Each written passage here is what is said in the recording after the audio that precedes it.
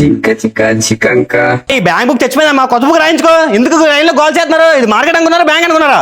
బాబు ఇది cash counter కాదు బాబు, 2 number counter వెళ్ళు. నీకేం కాదు బాబు? రండి డబ్బులు ఉండిపోయి తీసేయండి, అకౌంట్ లో ఉన్నాయండి. కాదండి మా చెల్లిదండి, మా చెల్లి చచ్చిపోయిందండి.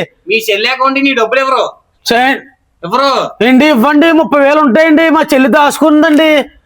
మా చెల్లి చచ్చిపోయిందండి బాబు. రావాలి, ఆవిడ సంతకం ఉండాలి బాబు. ఆవిడ చచ్చిపోయిందండి.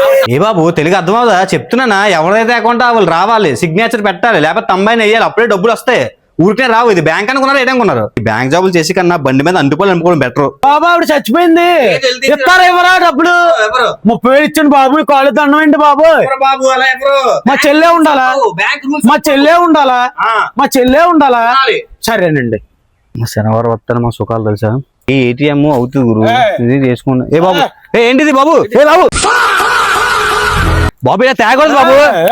నువ్వేమన్నా అంటే ఉంటది. చెల్లి తేవాలన్నావు, పోయి తీసి మరి తెచ్చాను 30,000. గౌతమ్ కూడా ఎక్కడ చూడు. ఎంతమంది సరే తీ బాబు తీ. బ్యాంక్ అనుకున్నా నీ డబ్బులకి ఇప్పించేస్తాను. ఫోన్ మేనేజర్ ఫోన్ చేయి. ఏం కాదు మేనేజర్ డబ్బులు ఇప్పించడానికి బాబు.